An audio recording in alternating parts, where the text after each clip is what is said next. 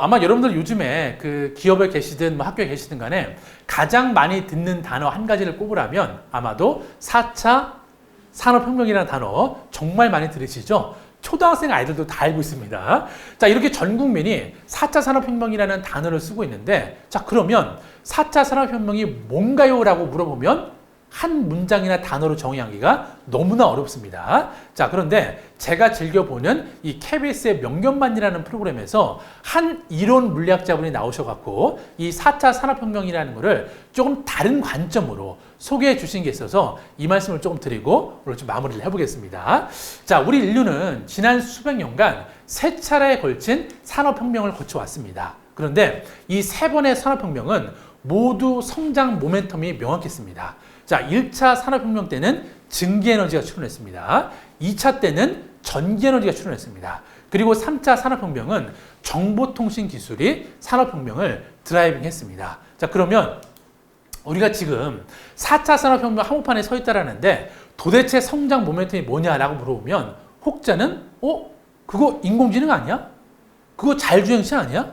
뭐 로봇 아니야? 이렇게 테크놀로지를 얘기하시는데 아이러니하게도 이 전문가분은 4차 산업혁명의 성장 모멘텀은 기술이 아니라 호기심이라는 얘기를 하시는 겁니다. 한 청중이 물었습니다. 호기심 중요한 건 다 한다. 근데 너무 추상적이고 모호한 얘기다. 도대체 무슨 말씀이시냐라고 질문을 던졌더니 이분께서 하신 얘기가 과거에는 선진국의 기술을 후진국이 따라하고 베끼는 추격자 방식의 산업 구조였다고 합니다. 하지만 지금은 핵심 기술 몇 가지를 빼놓고서는 그나마 많은 기술들이 평준화가 됐다는 거죠. 자, 그래서 여전히 핵심 기술을 개발하는 거 중요합니다. 하지만 핵심 기술 개발도 중요하지만 오히려 지금은 지금 나와 있는 기술들을 새롭게 조합을 해서 지금 타이밍에 맞는 지금 적시적소에 필요한 제품이나 서비스를 만들어내는 게 더 중요하다는 거죠. 자, 이를테면 지금 코로나 팬데믹 상황에서는 여러분 선풍기 기술이 중요할까요? 마스크 기술이 중요할까요? 당연히 마스크죠. 이렇게 새로운 거를 조합해서 새로운 것을 만들어내려면 상상을 많이 해야 되고 뭔가 추상화시키는 능력들이 중요하니까 이 나라 국민들이 호기심 성향이 강하지 않으면 쉽지 않다는 거죠.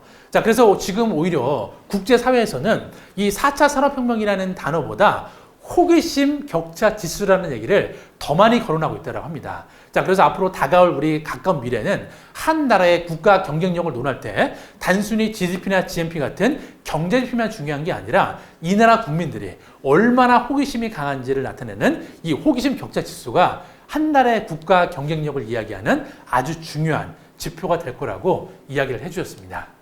네, 이제 드디어 마지막 슬라이드인데요. 여러분이 지금 보시는 사진은 이 나사 과학자들이 지난 수십 년간 명왕성을 관측한 쉽게 말하면 명왕성의 셀카를 찍은 셀카의 변천사입니다. 자, 쫙 보시면은 여러분 96년도에 명왕성의 셀카를 찍었더니 셀카가 흐리죠. 네, 실체를 알 수가 없습니다. 그래서 명왕성이 몇 년 뒤에 태양계에서 퇴출을 당하게 됩니다. 자, 그런데 거기서 멈추지 않고 계속 관측을 했더니 한 10년쯤 지나니까 관측 기술이 발달해서 찍어봤더니 얘도 크기는 작지만 태양빛을 반사해서 빛을 내는 작은 행성이라는 게 밝혀졌습니다.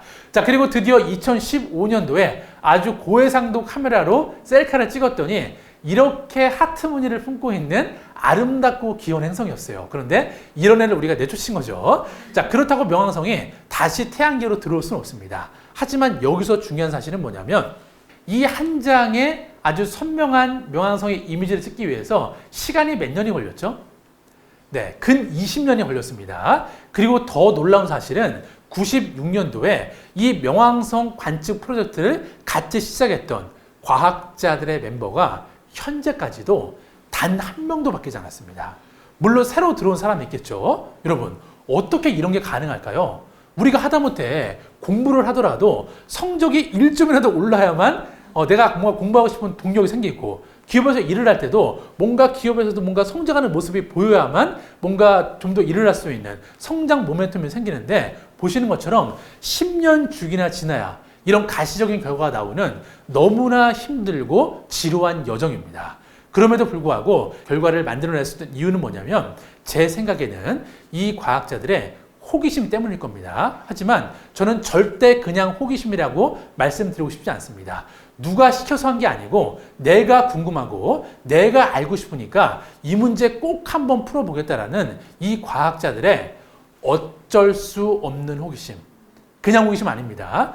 어쩔 수 없는 호기심이 없었더라면 아마 이거 억만금을 시켜도 쉽지 않았을 겁니다. 자, 그래서 마지막으로 제가 여러분께 드리고 싶은 메시지인데요. 다시 강의 초반으로 돌아가서 제가 처음으로 빌려봤던 그 코스모스 책에 나오는 문장입니다. 자, 그런데 저는 이 문장이 꼭 천문학에만 해당되는 문장이라고 생각하지 않습니다. 여러분 개개인이 지금 담당하시는 분야, 그리고 내가 담당하는 분야를 떠나서 한 사람의 인생에도 저는 이 문장이 그대로 적용 가능하다고 생각이 드는데요. 자, 그런데 한 가지 전제 조건은 있습니다. 굉장한 어떤 것이 알려지길 기다린다라는데 가만히 앉아있으면 알려질까요? 네. 뭔가 찾아 나서야 되겠죠. 뭔가 새로운 분야에 관심을 갖고 탐구를 해야 됩니다. 자, 그런데 문제가 있죠. 말이 쉽지. 우리가 이렇게 바삐 살고 뭐 일도 해야 되는데 언제 이렇게 탐험을 떠나고 언제 우리가 이렇게 새로운 걸 또 공부를 해야 되냐? 쉬운 일은 아닙니다. 그런데 왜 이게 쉽지 않고 어렵게 느껴지냐면 제 생각에는 우리가 이 탐험이라는 행위 그리고 이 새로움이라는 행위를 너무 거창하게만 생각해서 선뜻 첫 발을 내딛지 못하는 게 아닌가라는 생각이 들어서 제가 오늘 여러분들한테 새로운 탐험의 정의를 말씀을 드리고 가겠습니다. 여러분, 제가 생각하기에는 이 탐험이라는 건 꼭 비행기 타고 어디 멀리 간다라고 해서 저는 탐험이라고 생각하지 않습니다.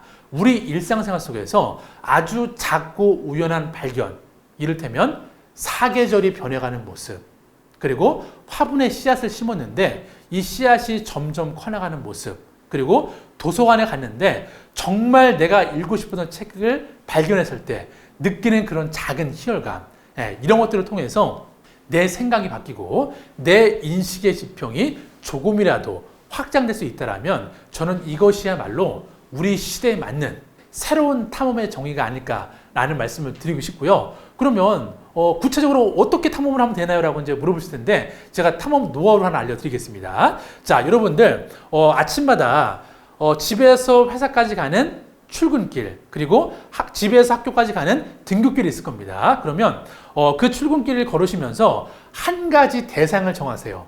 관찰할 대상. 이 대상은 나무여도 좋고 풀이여도 좋고 과일 가게에 있는 귤 상자에도 좋습니다. 그리고 매일같이 그 대상을 기록해 보세요. 생각하지 말고. 이를테면 이런 거죠. 어제는 나무에 가지가 있었는데 오늘은 왜 가지가 없지? 어제는 귤박스가 여기 있었는데 왜 귤박스가 일로 옮겼지? 그냥 묻지도 따지지 말고 기록만 하세요. 그러면 한 달쯤 되면 일정한 패턴이 보이게 됩니다. 왜냐하면 나무가 부러진 이유는 뭔가 외부에 변수가 있었다는 거죠. 귤 상자가 이쪽에 있다 이쪽으로 옮겨졌다는 얘기는 고객들의 취향이 바뀌었다는 겁니다. 자, 그렇게 한 달 정도 기록을 하시게 되면 여러분이 관찰한 그 대상이 여러분들한테 말을 걸어올 겁니다. 나 좀 알아달라고. 내가 더 궁금하지 않냐고. 저는 그때가 바로 여러분들이 탐험을 떠날 최고의 타이밍이라는 말씀을 드리면서 오늘 이야기를 마치겠습니다. 감사합니다.